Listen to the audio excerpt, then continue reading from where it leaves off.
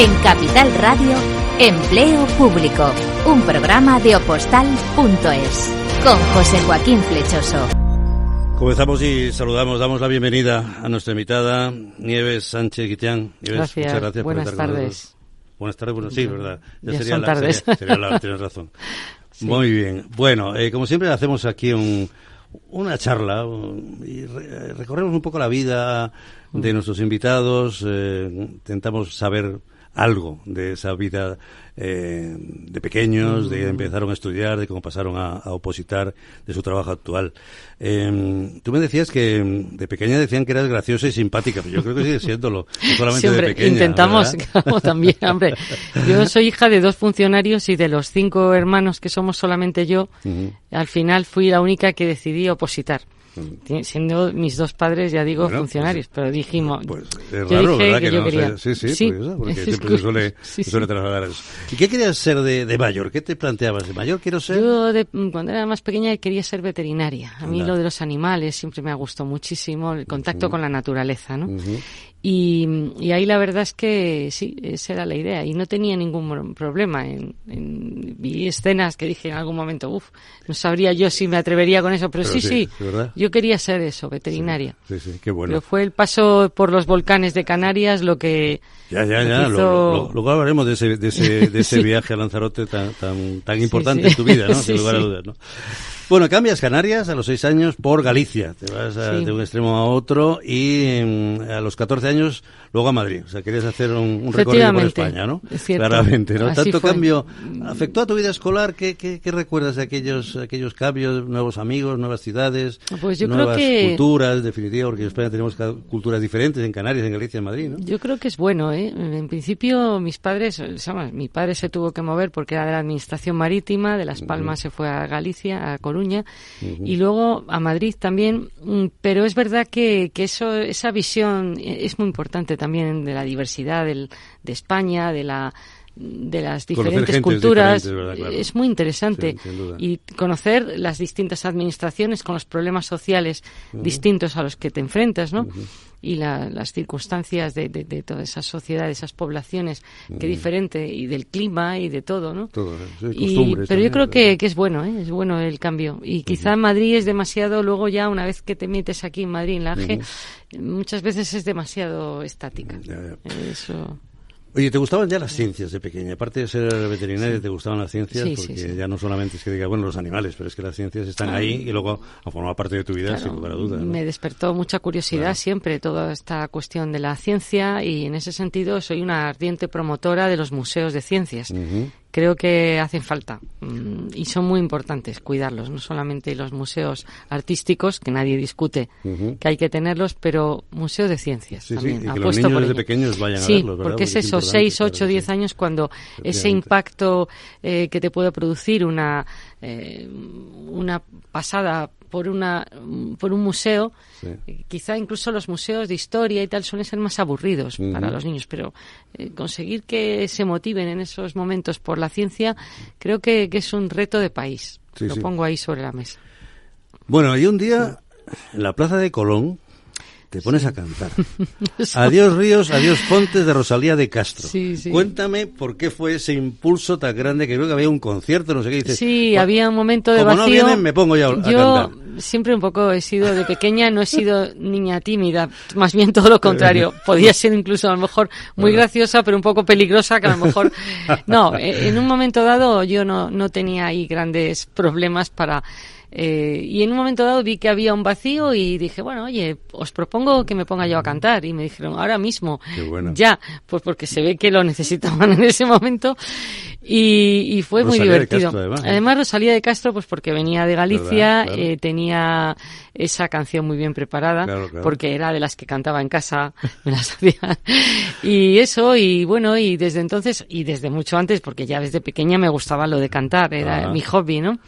Y en ese momento dije, oye, yo me podría incluso dedicar a esto si quisiera, pero vamos, es verdad que... Yo, como siempre, os pido que contéis anécdotas de vuestra vida para conoceros un poco más antes de este programa.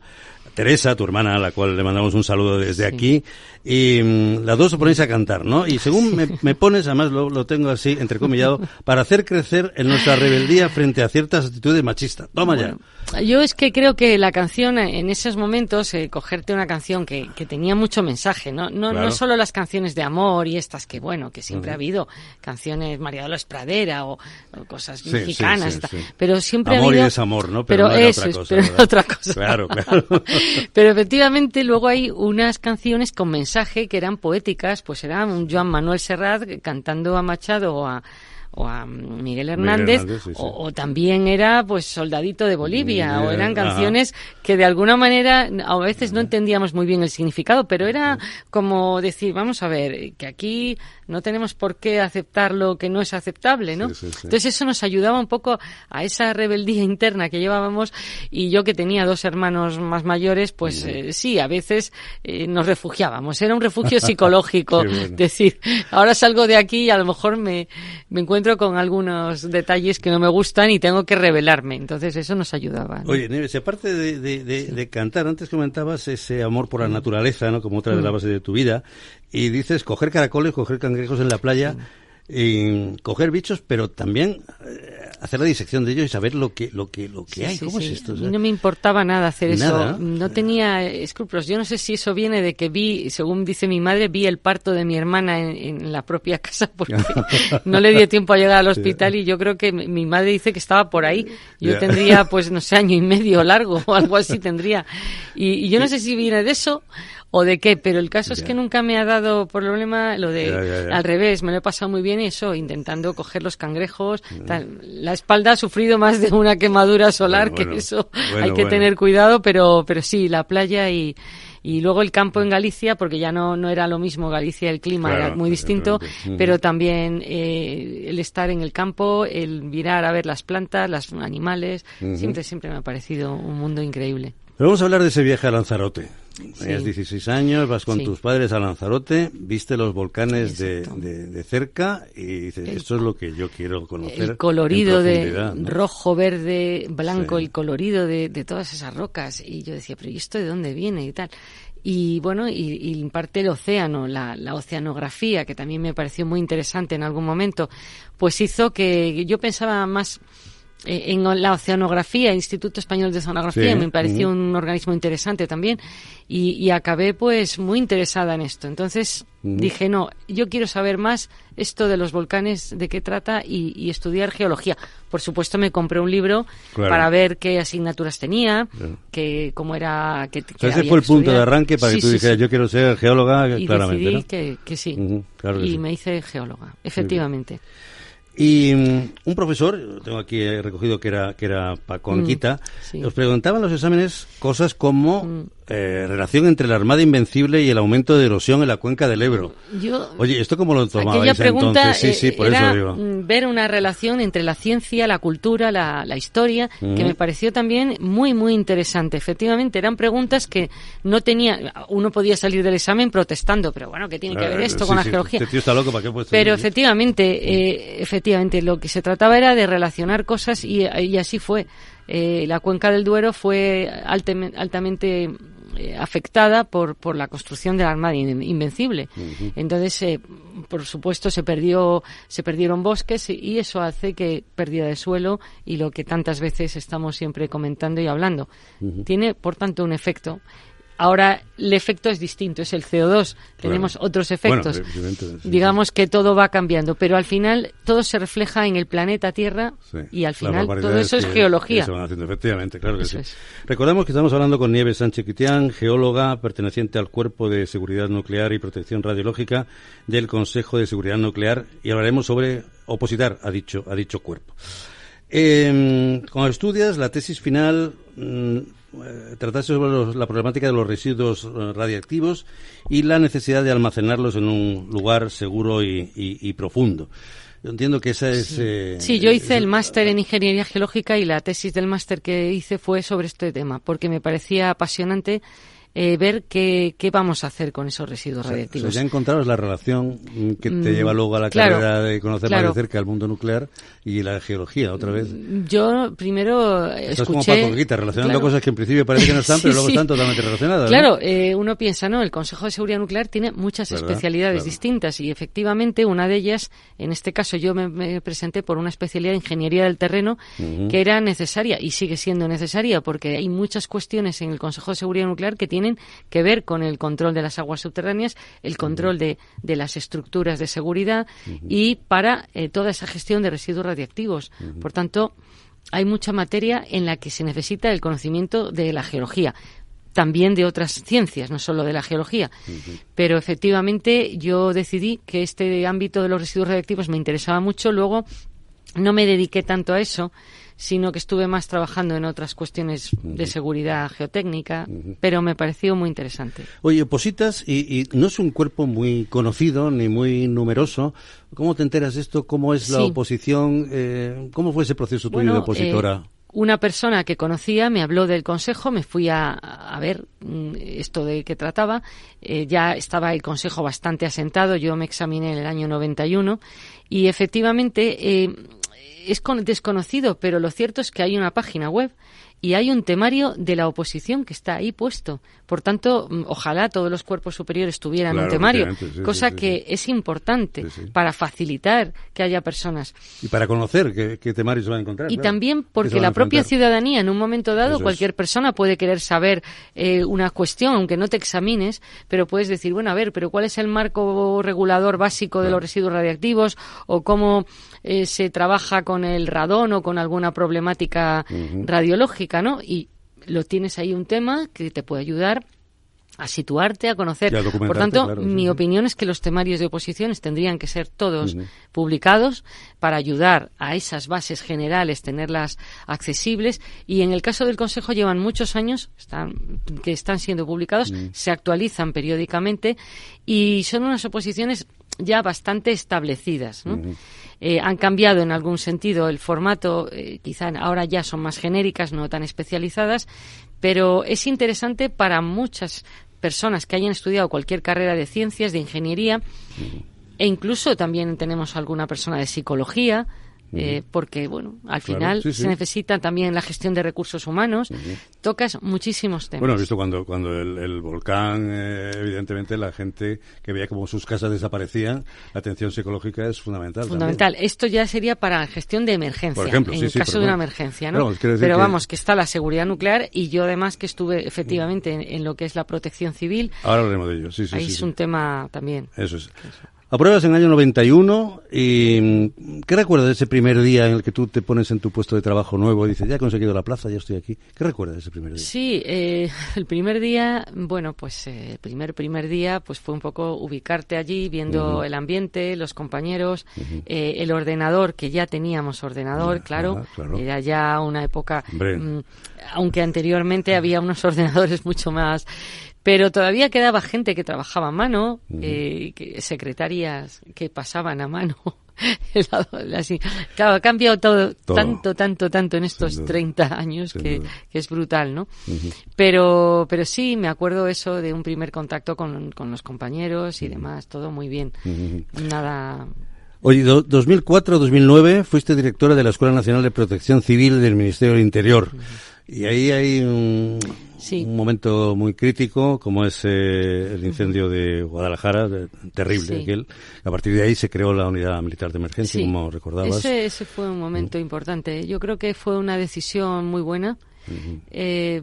Poner al ejército para trabajar como capacidad ante una situación en la que el Estado tenía necesidad de liderar, de poder liderar una emergencia el Estado. Y el mejor instrumento que se consideró era el ejército. Y eso le ha dado al Estado una capacidad. El incendio de Guadalajara pues se demostró que claro, ante una situación muy grave, cómo cómo pides a otras comunidades si también pueden estar en una situación difícil. Claro. Se necesitaba algo propio del propio Estado. También te pilló en ese tiempo las nevadas del 2004, que fueron tremendas, ¿no? Tremendas. Y el tsunami de Indonesia y el accidente de Spanair, un accidente también, tremendo. Eso también. Fue ya después, pero efectivamente fue tremendo. ¿Cuál te impactó de todos ellos? Todos tienen una carga dramática muy Claro. importante, pero ¿cuál dirías que...? El que me impactó estando allí de Sí. directora y que viví con más intensidad fue el incendio de Guadalajara, en el que fallecieron 14 personas Sí. en un retén que estaba allí, y que por unas circunstancias adversas y quizá una falta de formación adecuada, que la formación en estos temas no es sencilla, porque no solo hay que tener una formación básica teórica, sino que también hay que saber interpretar, entender y manejar y hacer una praxis que no siempre es fácil, cómo llevarla a cabo. Y efectivamente ahí dije, se necesita liderazgo nacional, que eso vino con la UME, formación muy compleja de articular a veces, porque a veces hay que tener incluso contenedores con fuego, una praxis difícil también de conseguir y de articular, y el cómo tomar decisiones en situaciones dificilísimas, emocionalmente y todo. Claro, Ostras, para eso se necesita una formación muy compleja. Oye, veo que estas responsabilidades, digamos, las has ejercido en sitios donde habitualmente la presencia es más masculina que femenina. ¿Te costó abrirte trabajo? ¿Te costó decir, soy Sí. la jefa de esto? He tenido en mi vida, efectivamente, tanto la seguridad nuclear, muchos más ingenieros, hombres, Claro. en los temas de, digamos, de geólogos también, porque es una profesión en la cual yo soy la primera mujer presidenta del Colegio de Geólogos. Había que trabajar o en plataformas petrolíferas, o en el campo, o en obras de infraestructura. En general también es una profesión bastante masculina. Entonces, bueno, esa realidad en el mundo de la seguridad se ha visto contrarrestada ya con planes de igualdad, con ley de igualdad. He hecho cursos en el CSDEM, por ejemplo, donde ya se busca que haya más participación de las mujeres en ámbitos que hasta hace muy poco, en ámbitos militares o la UME, pues tenían una participación masculina muy superior. Y yo viví, al poco de llegar allí, al Consejo de Seguridad Nuclear, machismos, bueno, feos, notaban, ¿no? gestos feos, comentarios que no quiero recordar, pero sí... en Se va superando esa en situación, algún ¿no? momento llegar con un buen informe hecho muy bien y tal, y bueno, esto te lo ha hecho tu padre o te ha ayudado tu padre. Joder, Vamos a ver, no sé, cosas muy feas, ¿no? También he vivido luego comentarios posteriormente. Creo que se tiene que hacer un cambio de cultura más allá de las leyes que están ahí. Hay algo que podemos decir que es el disfrute de los derechos. Claro, sin duda. Y esto todavía queda camino. Queda asignatura pendiente. Sí. Oye, vamos a hablar de transformando lo público. La semana pasada hemos tenido aquí a Pilar Madrid, a vuestra presidenta. Cuéntanos un poco sobre eso, porque queremos darle mucha fuerza también a este movimiento asociativo vuestro, formado por los A1. Cuéntanos un poco, en 3 minutos tenemos. Bien, yo creo que es una asociación, una entidad muy interesante, porque parte de una democratización. O sea, primero usemos la democracia, que para eso está, que da muchísimas posibilidades.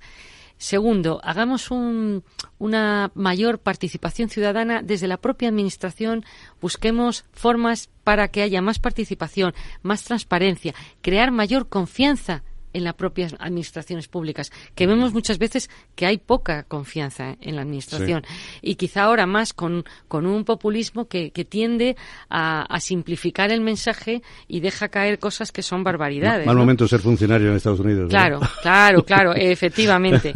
Entonces, conseguir que haya más indicadores de resultados y más profesionalidad. Y luego, que de alguna manera siempre haya mayor implicación de la visión femenina, porque sí, estamos ahí, las mujeres, pero también tiene que haber una creencia en que de verdad podemos cambiar las cosas y transformarlas. Entonces, vamos a hacerlo desde todos esos puntos de vista, trabajar un poco desde una posición menos ligada a un sindicalismo tradicional que está más ensimismado, más mirándose a sí mismo, y pasar más a cómo contarle a la sociedad lo que hacemos y cómo lo hacemos. Es un poco lo que necesitamos, ¿no? Transformando lo público. Yo creo que el título que le habéis puesto, el nombre que le habéis puesto es magnífico.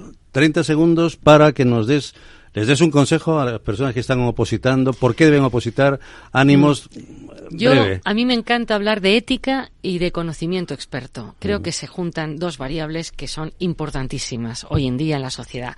Ética pública, es impresionante lo importante que es. Ética profesional, fundamental. Y la combinación de eso con un conocimiento experto y con un cuidado en que ese conocimiento se aplique, creo que es muy importante defender esas dos variables y la administración pública es clave para eso. Sin lugar a dudas. Nieves, una primera parte hemos acabado, pero luego lo veremos al final con el test. Pero ahora vamos a ver qué encontramos en el boletín oficial. Tablón de anuncios. Ya se han publicado las plantillas de respuestas de los exámenes de administrativo y auxiliar administrativo para la Junta de Andalucía, celebrados el pasado fin de semana. El Ayuntamiento de Alcorcón convoca 19 plazas de conserje por concurso oposición en turno libre. Y finalizamos con el anuncio del Ayuntamiento de Madrid, que convoca 104 plazas de operario de servicios generales por oposición en turno libre. Ya sabes que puedes consultar y ampliar detalles de todas las novedades en www.opostal.es, en tablón de noticias. Y de todo esto y mucho más os mantendremos informados aquí, en Empleo Público de Postal.es, en Capital Radio.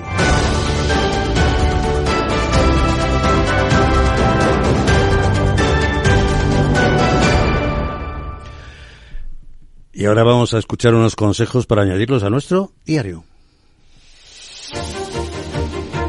Diario del opositor. Como siempre damos 3 consejos. El primero es que si te sientes cansado cuando estudias, repasa de manera diferente, bien escuchando un audio, dibujando un esquema o explicando la materia en voz alta. El uso de distintas técnicas ayuda a tu cerebro a retener la información. Nuestro segundo consejo es que utilices tu propio código cognitivo de colores. Por ejemplo, usa colores distintos según el tipo de información, fechas en rojo, definiciones en azul o ejemplos en verde. Y el tercer y último consejo: cuando sientas que tu mente se dispersa, interrumpe tu sesión con algo breve y fuera de lo habitual durante 5 minutos. De esta forma tu mente se reinicia y es más fácil retomar el estudio. No olvides, mantén siempre una actitud positiva y construye tu propio camino de éxito y felicidad.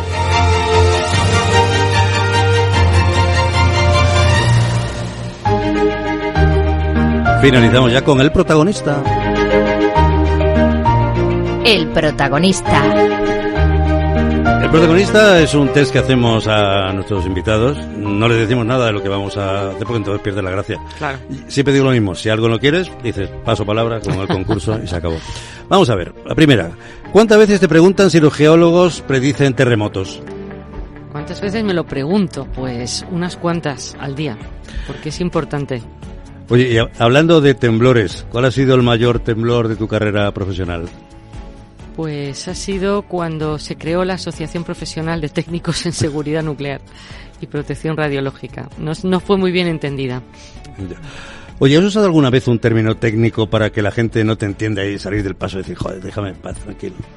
Pues un término técnico, sí, claro. Más de una vez hay que usar milirem o cosas de estas, terminología técnica que mucha gente no... Eso, salgo por la tangente, como diría un clásico, ¿no? De alguna manera.